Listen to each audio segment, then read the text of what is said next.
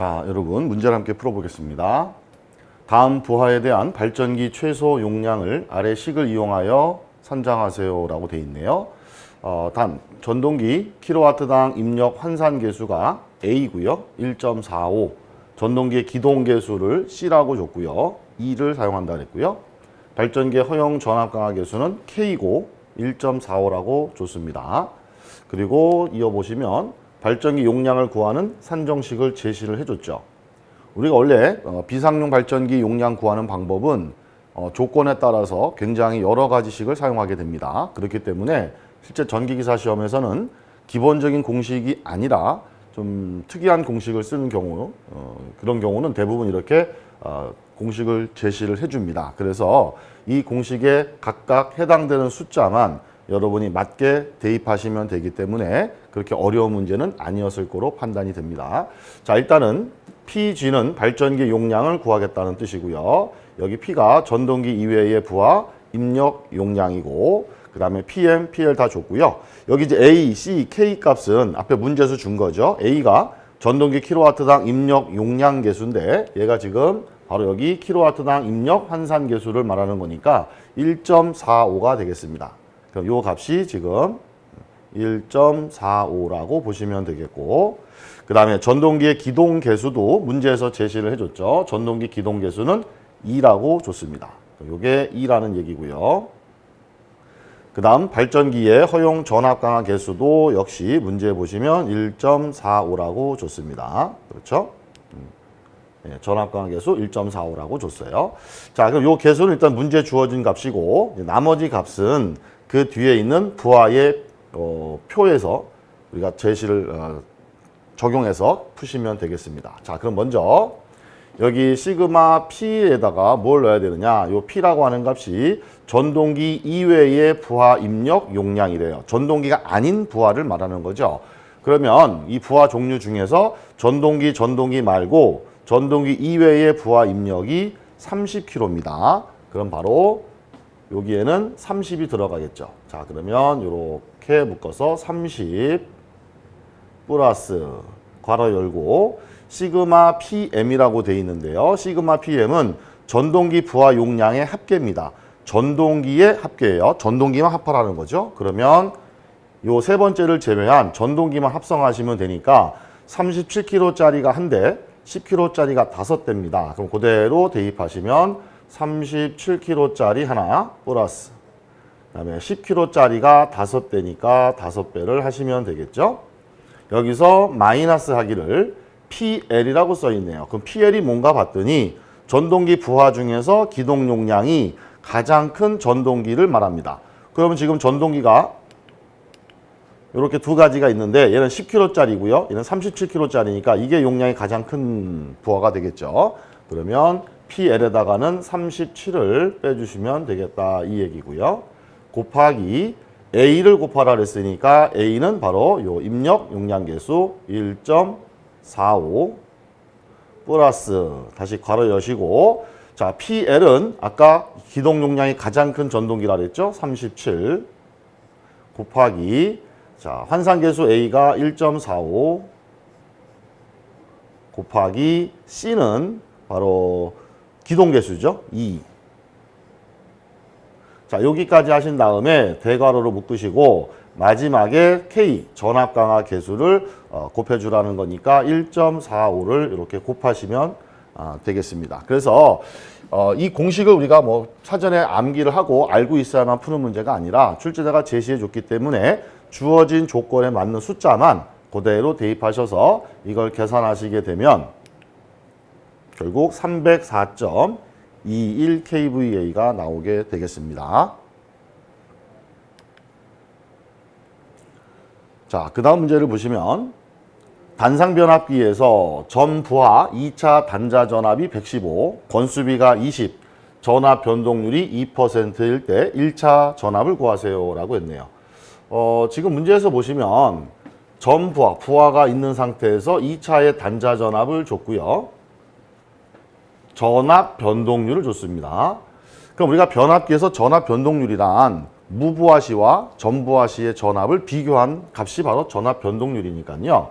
이 전압 변동률을 우리가 입실론이라고 한다면 결국 2차 측의 무부하 상태에서 2차 측의 전격 전압을 빼고 2차의 부하 단자 전압, 그렇죠?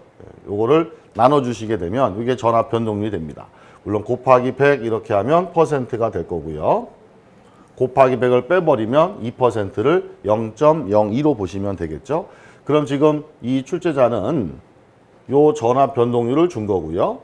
그 다음에 부하 상태에서 2차의 단자 전압이 115라고 준 거니까 우리는 요 값을 가지고 바로 무부하 상태의 2차 전압을 구할 수 있다라는 거죠. 자, 어떻게 구할 수 있냐면 요 식은 다시 말하면 V2N분의 V20 마이너스 V2N분의 V2N이니까 요거는 1이 되겠죠. 여기 마이너스 1을 넘깁니다. 그럼 1 플러스가 될 거고요. 요게 넘어갔으니까 없어지겠죠. 자, 이 식에서 얘를 구하겠습니다. 그러면 V2N을 넘겨서 얘하고 곱해주시면 되겠죠. 그래서 2차 무부하 시에 2차 전압을 구하시게 되면 결국 1 플러스 전압 변동률에다가 V2N을 곱해주시면 됩니다. 그럼 1 플러스 전압 변동률이 2%, 0.02가 될 거고요. 곱하기 2차 단자 전압이 115V가 됩니다. 자, 이렇게 구한 값이 이제 2차 무부하 단자 전압이 돼요. 무부하 시의 전압. 요걸 찾으신 다음에 이 출제자는 지금 이걸 물어본 게 아니고 권수비를 제시해주고 1차 전압을 구하세요라는 거니까요. 우리가 1차 전압과 2차 전압의 비가 권수비라는 건 알고 계시죠? 그럼 1차 전압을 구하려면 바로 2차 전압 구한 값에다가 권수비를 곱해 주시면 됩니다. 그래서 결국 1차 전압은 여기서 계산된 요 전압을 우리가 117점 얼마 나올 겁니다. 거기다가 권수비가 20이라고 그랬으니까요. 20을 곱해 주시게 되면 얘가 2346V가 나오게 되겠습니다. 그래서 시간 이렇게 한 번에 깔끔하게 권수비까지 적용해서 이렇게 쓰셔도 되고요. 한 번에 이렇게 푸시기가 어려우시면 먼저 요 과정을 가지고 요 2차 무부하 전압을 먼저 구하신 다음에 여기다 권수비를 곱하셔서 이렇게 답안 작성을 하셔도 되겠습니다. 자, 그 다음 문제는 아마 우리 수험생분들께서 어렵지 않게 쉽게 풀지 않았을까 생각이 되는데요. 어느 제조 공장의 부하 목록입니다. 부하 중심점 거리 공식. 우리 부하 중심점까지의 거리를 구하는 공식이 있죠. 얘를 활용하여 부하 중심 위치를 구하세요. X는 X축, Y는 Y축 좌표를 의미합니다. 라고 했네요. 그럼 우리가 부하 중심점까지 거리 구하는 방법은 아주 간단하죠. 지금 X점 위치를 먼저 구해본다면 이 부하 네 가지가 120kW의 소비 전력량, 120kWh일 4m 떨어져 있고 60kg가 9m, 20이 9m, 320이 6m니까 우리 X점의 부하 중심점 거리는 위에다가는 부하 용량과 거리를 곱하시면 되죠. 120 곱하기 4, 그 다음에 60 곱하기 9 다 곱합니다. 이렇게 다 곱한 값을 다 더한 다음에 밑에다가는 요 소비 전력량만 더해 주시면 되겠죠. 그래서 120, 60, 20, 320을 더해서 계산하시게 되면 6m가 나오게 되겠고요. 자, Y도 마찬가지입니다. Y축을 기준으로 계산한다면 자, 요 소비 전력량하고 요 거리를 곱하면 되죠. 요렇게 곱하시고 곱해서 모두 더하시면 됩니다. 그 밑에는 전력량만 다 더해서 나눠주시면 9m라는 값을 얻을 수가 있겠습니다. 이번에 풀어볼 문제는 계기용변압기의 결선과 관련된 기출문제입니다. 문제 한번 살펴보도록 할게요. 그림과 같은 380V 선로에서 계기용변압기의 PTB는 380에 110V이다. 지금 선로가 전압이 얼마래요? 네, 380V예요. 아래의 그림 보고 참고해서 물음에 답하라고 합니다. 지금 그림이 두 가지가 나와 있죠. 그럼 먼저 첫 번째 그림을 볼게요. 자, 여러분 두 번째 그림 보지 마시고 자, 요 그림 먼저 보고 하도록 할게요. 지금 여기 X가 되어 있는데 여러분 X는요, 이제 단선 사고가 났다 이런 이야기거든요. 그러면은 단선 사고가 발생하기 전을 잠깐 생각해 보자고요. 그러면은 지금 선로의 선간 전압이 얼마다? 예, 380V다라는 거예요. 그리고 단선 사고 나지 않았다고 가정하면은 1차 측 부위결선, 2차 측 부위결선이라는 것이 쉽게 우리가 알 수가 있겠죠. 그럼 BTB가 380대 110V니까 2차 측은 당연히 몇 볼트가 나오겠어요? 예, 110V가 나오겠죠. 그럼 정상적인 상태에서 여기 380, 여기 380, 여기 110, 여기 110, 여기 110, 예, 모두 다 110V가 나오겠죠. 무슨 결선일 때? V결선일 때. 근데 지금 정상적인 결선이 아니라, 자, 지금부터 이제 시험 문제죠. 여기에서 이제 단선 사고가 발생했을 때 각각의 V1, V2, V3의 지시값을 계산하세요라고 이렇게 출제가 된 겁니다. 자, 그러면은 여러분 어렵게 접근하지 마시고, 자, 여기가 몇 볼트였어요? 예, 380볼트였어요.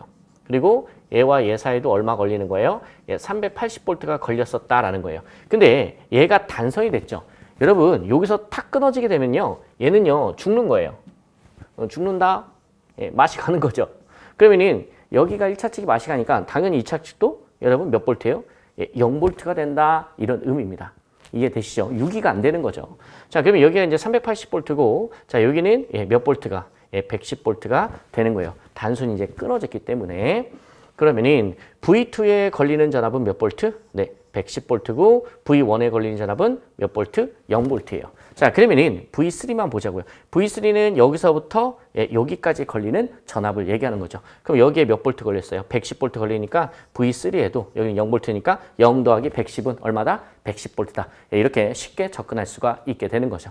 그래서 아마 이 시험 보시는 분들도 요거는 크게 어렵지 않게 이해를 하실 수가 있을 거예요. 근데 이제 여러분께서 조금 혼동이 됐던 게 요 그림 양가로 B죠.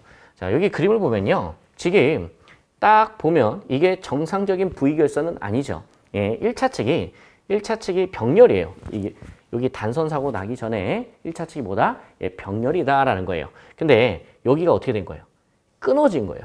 끊어지면 어떻게 되냐? 이게 직렬로 바뀝니다. 그러면 다시 원래 정상 상태에서 선로와 선로의 전압은 몇 볼트? 예, 380볼트가 걸렸었던 거예요. 근데 얘가 끊어지면서 얘는 병렬이 아니라 뭐가 된다? 직렬이 됩니다. 그럼 직렬로 된다는 것은 여러분 이 전압이 반땡 예, 반분이 된다, 나누기 2가 된다 이거죠. 여러분 직렬일 때는 전압이 분배가 되죠. 그래서 380볼트가 걸리는 게 아니라 끊어지게 되면 여러분 여기가 몇 볼트? 반땡인 190볼트가 뜨게 되는 거예요. 몇 볼트? 네, 190볼트. 이해되십니까? 자, 그러면서 요거 잠깐만 볼게요. 뭘 보시냐면, 자, 여기서 전류가 이렇게 흐른다고 가정할게요. 그럼 여기가 이제 마이너스고 여기가 이제 나온다라고 할 때 이렇게 플러스고요. 계속해서 갈게요. 여기 마이너스 들어가니까 나오니까 플러스. 예, 극성을 한번 따져봤습니다. 자, 그러면은 여기가 마이너스 플러스면 여기도 마찬가지로 마이너스 플러스, 여기 플러스 마이너스가 된다. 그러면은 요 비율대로 이제 다운이 될 텐데 380에 110이잖아요. 그거 그대로 다운하면은 190볼트 걸렸을 때는 또 반이 걸리겠죠. 그러면은 여기 몇 볼트 걸려요? 원래 110인데 110의 반땡이 얼마죠? 예, 죄송해요. 반땡이라고 해서 자, 55볼트예요. 그래서 똑같이 여기 55볼트, 여기 몇 볼트? 55볼트가 뜬다. 그래서 V1하고 V2에는 각각이 몇 볼트가 떠요? 55볼트가 뜨게 되어 있습니다. 자, 근데 이제 마지막에 여러분께서 좀 어려워했던 게 요 V3죠. 여러분 잘 보시면 V3는 여기에 걸리죠. 그리고 또 여기에 걸려요. 그럼 전이가 마이너스 같아요. 예, 등전이다 이렇게 생각하셔도 돼요.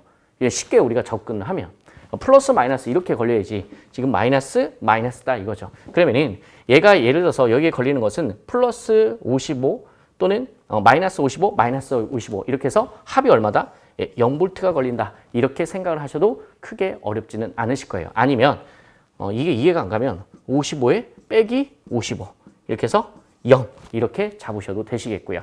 자, 이런 식으로 해서 V3까지 한번 살펴보았습니다. 수험생 여러분 고생 많으셨습니다.